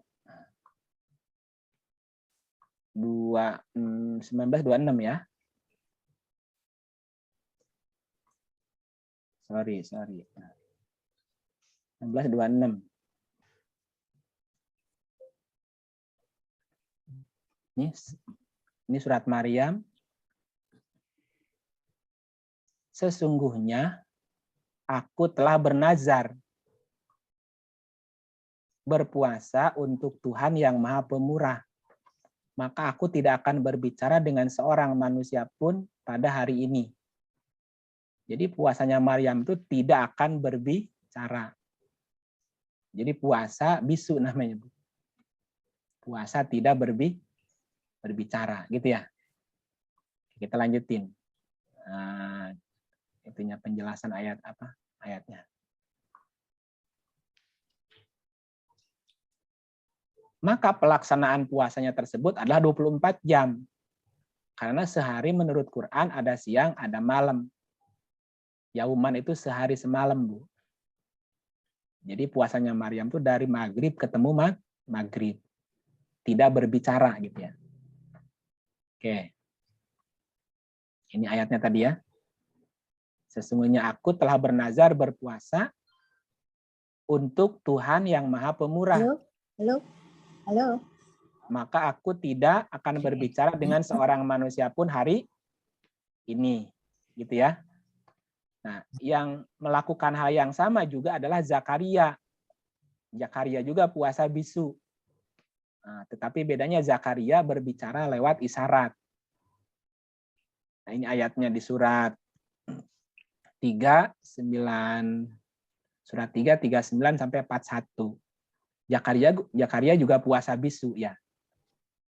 Nah, pertanyaannya berapa jumlah hari puasa? Nah, kita kembali ke surat 2184. Ya, berapa jumlah hari berpuasa serta kewajiban lain jika tidak berpuasa diatur dalam surat Al-Baqarah 184 185. Ya, ayyaman ma'dudat. Jadi kewajiban berpuasa itu dalam beberapa hari berbilang. Ya, hari berbilang.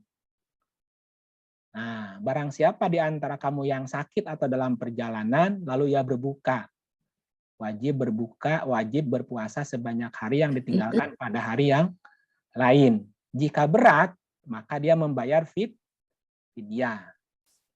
Kalau berat, dia membayar fidyah. Nah, berkaitan dengan puasa, nanti ada namanya nuzulul Quran. Bulan Ramadan, bulan yang di dalamnya diturunkan Al-Quran. Jadi karena nanti puasa ada kaitannya dengan turun Quran nih, sebagai petunjuk bagi manusia dan penjelasan petunjuk dan pembeda. Jadi gini keterangannya. Surat 2184 dikatakan bahwa berpuasa itu dalam beberapa hari berbilangan. Oke. Boleh tidak berpuasa jika sakit atau dalam perjalanan. Tapi nanti diganti di hari yang lain. Hari yang lain ya, bukan bulan lain ya. Hari yang lain. Terus dia tidak sakit, dia tidak sedang dalam perjalanan, tapi berat. Wajib bagi orang yang berat menjalankan puasa tadi, Bu, yaitu membayar fidyah. Yaitu memberi makan seorang miskin, seorang. Seorang itu seseorang. Berarti puasa dengan bayar fidyah sama nilainya. Karena pilihan kan, kalau berat berarti bayar fidyah. Kalau sanggup puasa, ya silakan puasa. Pertanyaan adalah mengapa sama antara yang berpuasa dengan yang bayar fidyah? Terus siapa yang sebenarnya yang dimaksud si miskin? Kan kalau berat bayar fidyah memberi makan seorang miskin. Kita lanjutin 185-nya. Bulan Ramadan adalah bulan yang di dalamnya diturunkan Al-Quran sebagai petunjuk bagi manusia dan penjelasan mengenai petunjuk antara hak dan batil. Berarti ketika seseorang itu berpuasa, puasa apa tadi Bu? Puasanya gimana? Maksudnya? Puasa bicara. Nah, kan ketika seseorang itu berpuasa, tidak bicara, apa resikonya, Bu? Nggak bisa. Jadi dia nggak bisa ngapa-ngapain. Nah, berarti dia kan nggak bisa ngapa-ngapain tuh. Iya. Nggak bisa dagang, Nggak bisa kerja, nggak bisa dagang. Ah, kenapa? Karena dia mengkhususkan waktunya untuk mencari petunjuk kan? Mencari petunjuk. Maka ini si orang ini kemudian disebutnya si miskin itu, Bu. Gitu ya. Nah, barang siapa di antara kamu yang hadir pada bulan itu, maka dia sebetulnya harus puasa. Tapi kalau sakit atau dalam perjalanan boleh buka kan? Nah, boleh buka. Dan kita harus mencukupkan bilangannya. Nah, di surat 2184 disebutkan perintah puasa adalah ayyaman ma'dudat. Ayyaman ma'dudat itu artinya hari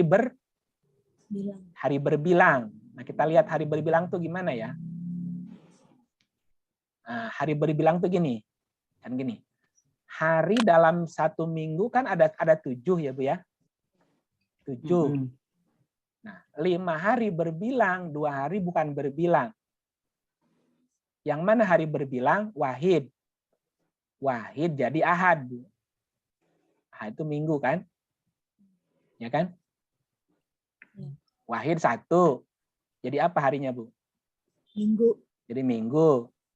Nah, yang kedua Isnin. Jadi hari apa? Jumat yang nggak ada. Senin. Senin. Nah, terus Arba'ah 4 jadi Selasa. jadi Rebo. Rebo. Khomsah Selasa. jadi Kemis. Jadi Ahad, Senin, Selasa, Rabu, Kamis. Itu hari apa? Hari berbilang. Iya, hari berbilang yang tidak bicara. Nah, puasanya. gitu Bu. Puasanya itu hari itu berarti. Ya, berarti ada 2 hari yang boleh ngomong. Boleh bicara lagi. Tidak boleh puasa. Tidak boleh puasa. Jumat, Sabtu. Kenapa? Karena hari Jumat dia harus menyampaikan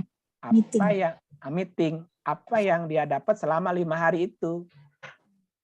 Jadi dia boleh bicara di hari Jumatnya atau Kamis malam Jumatnya. Gitu kan, untuk menyampaikan apa yang dia cari, apa yang dia dapat selama puasa tadi. Nah, dalam satu bulan Ramadan ada 29 hari. Oke. Dikurangi Jumat Sabtu dalam 1 bulan berapa? 8 hari. Berarti sempurnanya puasa 21 hari. 1 hari. Sempurnanya puasa ya. Kompensasi jika sakit atau bepergian dalam 1 bulan 8 hari. Berarti sekurang-kurangnya dia wajib puasa 13 hari, Bu. 13 hari. Ya, sekurang-kurangnya. Maksimal 21 gitu ya, Bu ya. Nah, gitu. Jadi, kenapa 13? Karena ada kompensasi sakit atau dalam bepergian. Jadi wajib puasanya 13 hari puasa diam ya. Oke. Nah, jadi berkaitan dengan siam Ramadan, kita dihadapkan dengan 4 pilihan, Bu. 4 pilihan jadinya. Ya, berkaitan dengan siam Ramadan, sebagaimana dijelaskan di surat 218.385, kita dihadapkan dengan 4 kedudukan atau 4 pilihan. Pilihan 1, kita menjadi so'imin.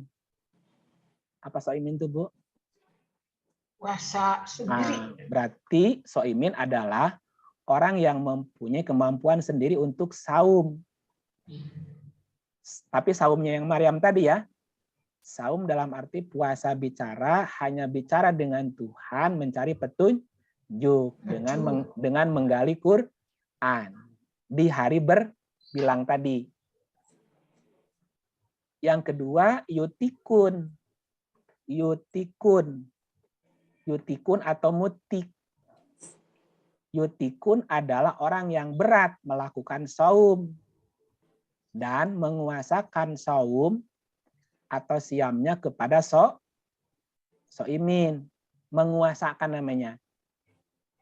Maknanya orang yang menguasakan saum atau siam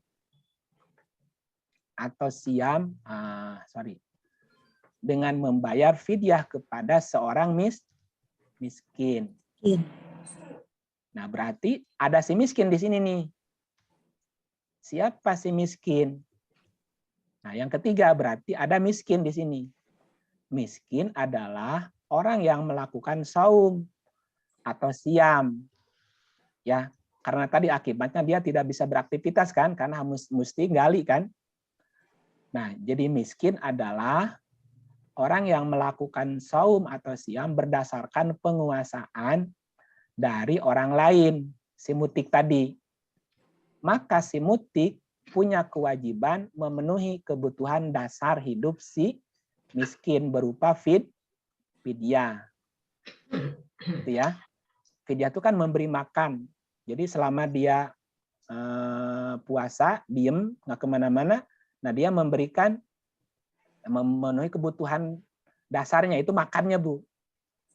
Nah, selama melakukan puasa. Dan kewajiban si miskin harus menyampaikan atau menginformasikan hasil puasanya berupa petunjuk-petunjuk yang diberikan Allah dalam Quran kepada si mutik di hari Jumat. Kamis malam Jumat atau hari Jumatnya, Bu.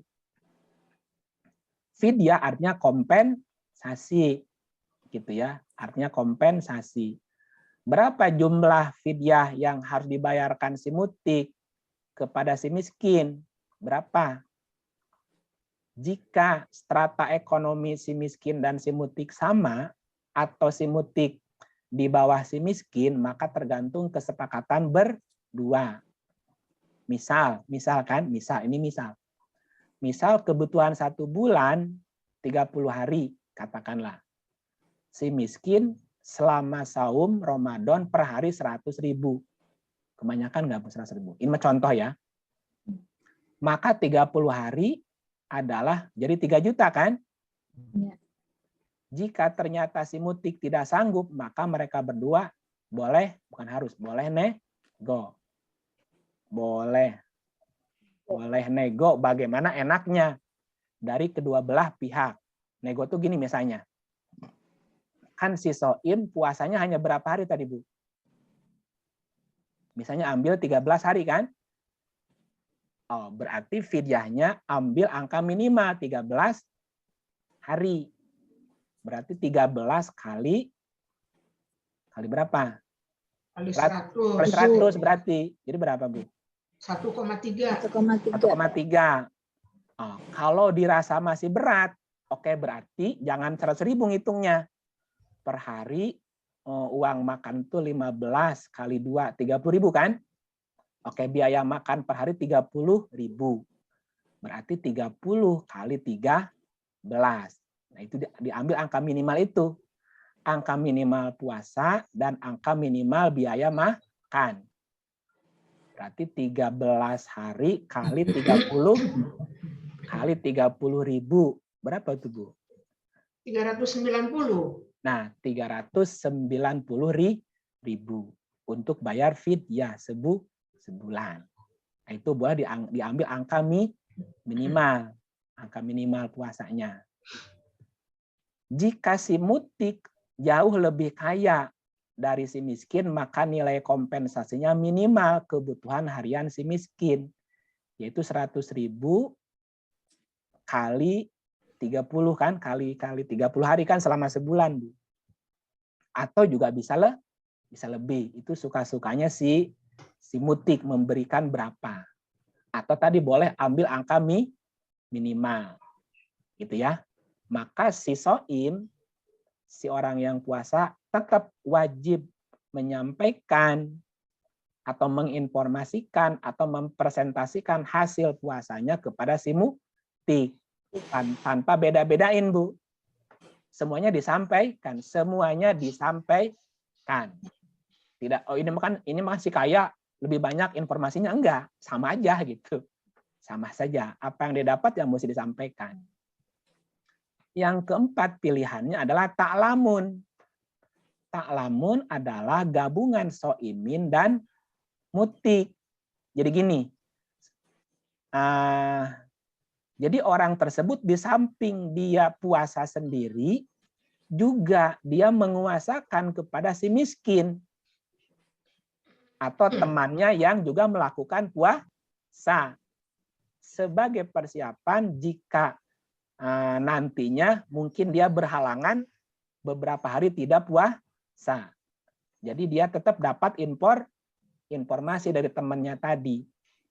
Oke, gitu ya. Ini 4 pilihannya. Mau jadi soimin, atau di posisi mutik, atau posisi miskin yang diberikan kuasa, atau ta'lamun, ambil dua-duanya. Puasa juga, dia juga bayar fidyah juga kepada soimin yang lain. Nah, apa yang dilakukan selama puasa tadi? Selama puasa bisu. Di surat Al-Baqarah 185 diterangkan bahwa jika kita tidak dalam keadaan sakit atau bepergian, hendaklah kita menyempurnakan puasa sesuai dengan bilangan harinya, yaitu 21 hari. Lantas selama kita puasa bisu yang dikerjakan adalah komunikasi dengan Quran. Komunikasi dengan Quran. Makanya ketika orang tersebut bisa menyelesaikan 21 hari, maka dia dapat Lailatul Qadar.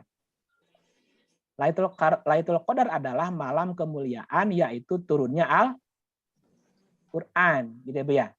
Dan orang tersebut mendapatkan hudan, petunjuk tentang sesuatu dari Quran.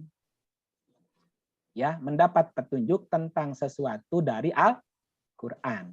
Karena pada bulan Ramadan ia mendapat atau ia mencari penjelasan tentang segala sesuatu. Dan itu langsung dijawab oleh Allah lewat ayat-ayatnya dalam Quran. Di ayat itu dikatakan ujibu. Aku menjawab setiap pertanyaan. Aku jawab setiap pertanyaan. Gitu, Bu. Makanya dia di hari Jumat harus menyampaikan apa jawaban-jawaban dari pertanyaan-pertanyaan dia dalam selama 5 hari tadi kan. Ini lengkapnya 21, tapi saya baru bisa juga melakukan hanya 13 hari saja gitu, Bu. Jadi 5 hari pertama, 5 hari kedua, nah sisanya 3 hari gitu. Dan itu lumayan cukup banyak juga dapat informasinya, pengalaman tahun lalu gitu, Bu. Nah, itu berkaitan dengan puasa. Nah, saya juga baru bisa mengambil puasa yang 13 hari gitu, Bu ya. Dan setiap Jumat saya melaporkan. Jadi 3 kali laporan ya. 3 kali laporan setiap Jumat. Kamis malam atau hari Jumatnya. Kalau nggak Kamis malamnya, Jumat harinya biasanya gitu. Ada yang bisa malam, nanti gabung malam. Kalau yang nggak bisa gabung malam, nanti buka lagi siangnya. 1 kali pertemuan lagi gitu, Bu. Nah, itu berkaitan dengan puasa Ramadan. Gitu Bapak Ibu informasi tentang puasa ya. Go kalau ada pertanyaan. Iya, Pak. Jadi tadi kan Pak Iip mengatakan bahwa di dalam bulan puasa besok nggak ada Kamisan, itu pasti ya, pasti karena Pak Iip kan menjalani saum tapi yang sampai kuis tidak bicara, membisu, gitu. Nah, apakah artinya kita ketemunya di Jumat? Ya, Kamis malam atau hari Jumat. Kalau Kamis malam kan biasanya kan tarawih ya Pak ya? Iya. Kan yang menjalankannya tuh jamnya suka beda-beda kita ya. Nah, yang nggak tahu teman-teman apa mau Jumat. Nah, kalau Jumat itu apa sore kayak kita menjelang buka atau gimana gitu? Kan kalau 13 hari ya Pak Iip mengatakan 13 hari. Ya, 3 kali laporan berarti. Nah, berarti kan 3 kali Jumat. 3 kali Jumat ya. 3 kali Jumat. 3 kali Jumat yang pertama atau 3 kali Jumat yang bergeser ke gitu. Artinya kan ada minggu pertama, ada minggu kedua, ada minggu ketiga gitu, Pak. Iya, itu tiap Jumat Bu laporannya, Bu. Iya. Cuma kan artinya Jumat yang keempat itu udah menjelang Lebaran kali ya. Ya, udah nggak ada laporan lagi. Nggak ada selesai. kan? Libur. Dan udah libur. Nah, itu satu. Saya tuh masih ingat tahun lalu sama kan Pak, kita juga begini. Cuma saya lupa apa kita Jumat apa ya, saya lupa. Tapi bahwa Pak Iip itu menjalani puasa yang sampai dengan Kamis itu saya masih ingat. Iya. Ya, saya masih ingat. Terus Pak Iip menyampaikan hasilnya gitu ya di mungkin Jumat ya Pak ya. Kalau Kamis malam rasanya saya nggak ingat. Terawih. Iya. Terawih biasanya. Nah, itu satu tuh Pak. Yang satu saya pengen tanya. Dulu kita kayaknya pernah tanya. Tapi jadi arti Pak dari bayar fidyah itu selama ini pengertiannya beda dong Pak ya. Yang fidyahnya Bu, fidyah ya. Bayar fidyah kan kalau dulu kan gini, Misalnya saya berhalangan tidak puasa 3 hari gitu ya, atau 4 hari. Kan saya mesti bayar fidyah. Nah, bayar fidyahnya itu kita memberi makan pada orang miskin gitu ya. Itu benar-benar kita mengertinya tuh kasih makan sama orang, terus kita kan kasih uang ya. Sama dikasihkan aja sama fakir miskin kayak gitu. Kan itu kan jadi udah pengertian yang keliru ya, Pak ya. Karena puasanya tidak makan minum. Ya, betul. Nah, tapi itu betul. Itu nggak salah. Oh, nggak salah. Itu tidak salah. Tapi kalau sekarang puasa Maryam, ya, yang ini. Iya betul. Karena kan fidyah itu kan arti fidyah itu kan bukan menguasakan puasa kita kepada orang yang puasa dengan memberi kompensasi. Nah, jadi sekalipun kita tidak puasa Maryam dalam arti ngulik menggali petunjuk, kita tetap dapat informasi itu gitu dari orang yang kita kuasakan itu gitu. Contoh gini, ibu punya biaya tapi tidak punya waktu riset gitu loh Bu ya. Ya. Pakai contoh. Ibu punya biaya tapi tidak punya waktu untuk riset. Nah, ibu menguasakan riset ibu kepada orang. Gitu. Nah, orang tadi setelah dia riset, melaporkan hasil risetnya kepada ibu. Jadi balance, Bu. Jadi antara ibu dengan dia dapat sesuatu yang sama gitu. Gitu, itu contohnya kayak gitu, Bu. Tapi kalau fidyah yang pengertian pertama kepada ngasih makan ke orang, kan kita nggak ketemu juga sama orang itu, kita dapat laporan apa ya, Pak? Maksudnya gimana? Gini, saya ingat sekali waktu itu Ibu Lola. Ibu Lola tahun lalu, waktu puasa, dia itu dalam kondisi sakit, bahkan sebelum puasa. Ya. Dia habis dirawat di rumah sakit gitu, terus habis itu terus dia bilang, Pak, saya kan mesti bayar fidyah, kan gitu ya, Bu Lola tanya. Gitu.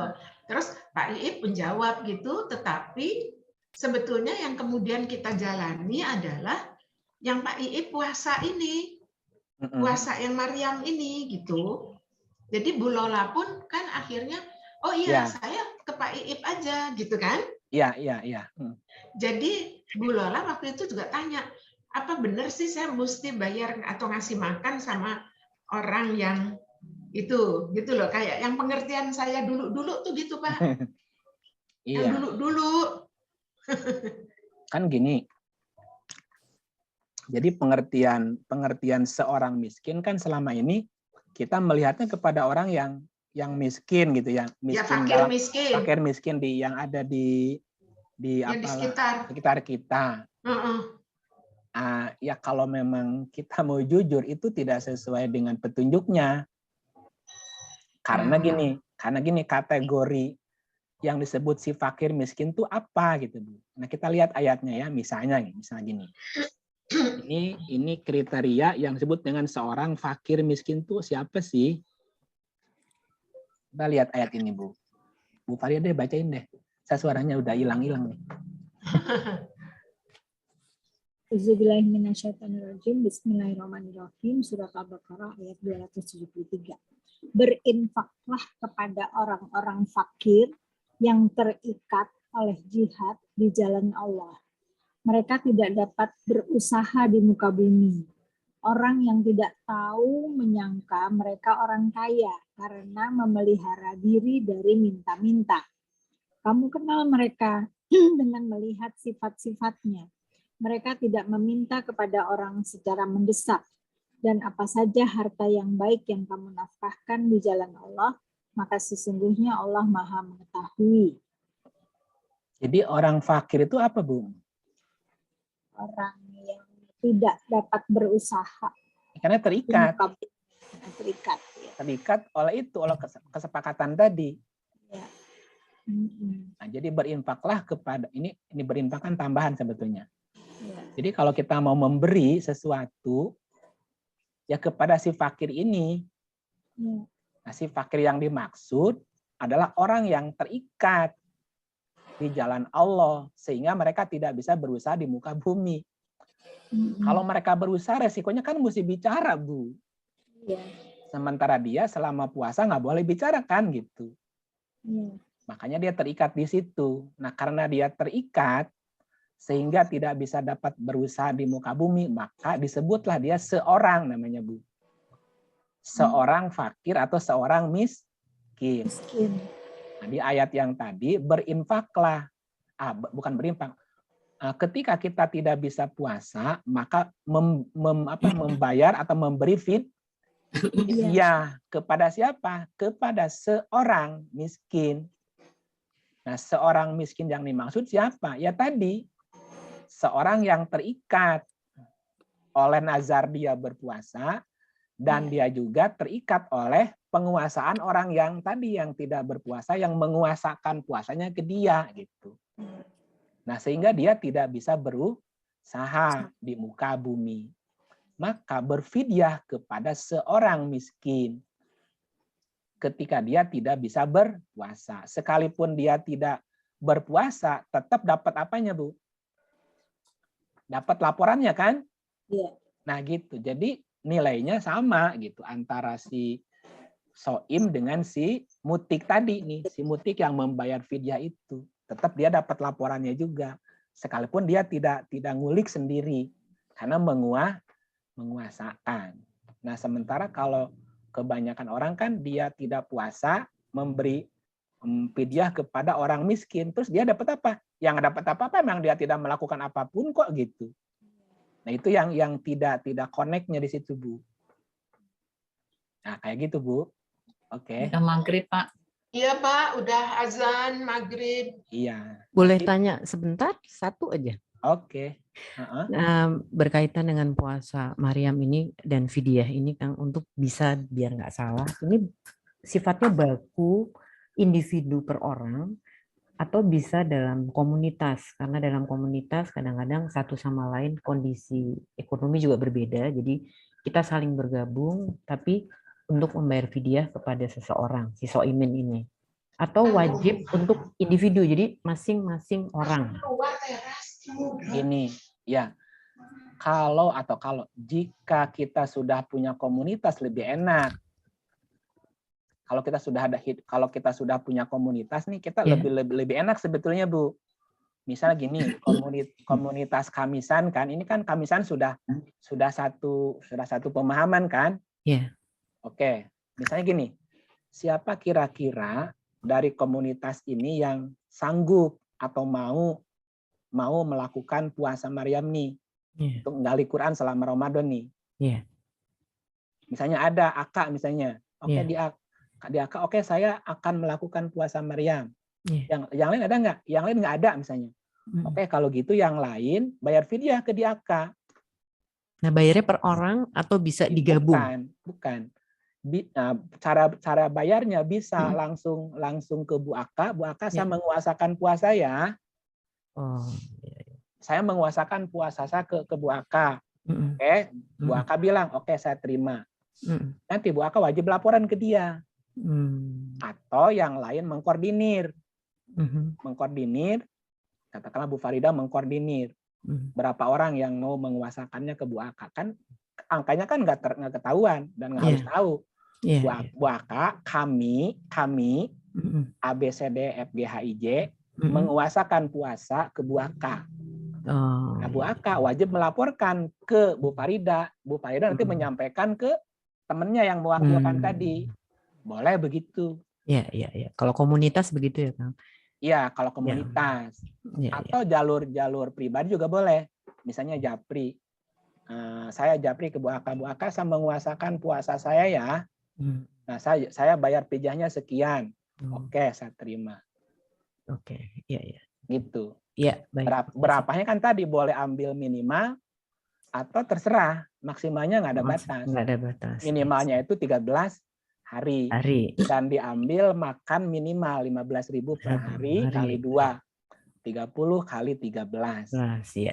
Nah, biaya makan kita untuk sehari misalnya. Lebihnya nggak ada batasan, terserah. Nggak ada batasan. Baik, Kang. Terima kasih. Tapi Pak, kita menguasakan itu, tapi kitanya sendiri melakukan puasa yang makan minum, nggak apa-apa ya? Ya silakan. Yang dikuasakan kan puasa nguliknya tadi, Bu. Iya. Puasa diam, mencari petunjuk Quran, itu yang nggak bisa kan? Nggak bisa semua Itu orang. nggak bisa, iya. Ini yang kita kuasakan. Itu yang kuasakannya itu, Iya. yang itunya. Iya. Yang iya. dikuasakannya itunya gitu. Ya silakan gitu. Beberapa orang juga sudah menguasakan puasa ke saya. Iya. Dan saya catat siapa aja gitu. Saya ingat kok tahun lalu. Iya. Iya Pak, Iya. kita pamit dulu ya. Ya Kita gitu ya. kuasakan ke Pak Iip ya. Iya. Ya nanti kita Ya, ini deh. masih ya. ada pertemuan sekali lagi Kamis depan. Iya, Ya. masih Iya, ada. iya. Nah, monggo. Ya terima kasih ya. Ya, terima kasih Pak Im. Ya. Terima kasih.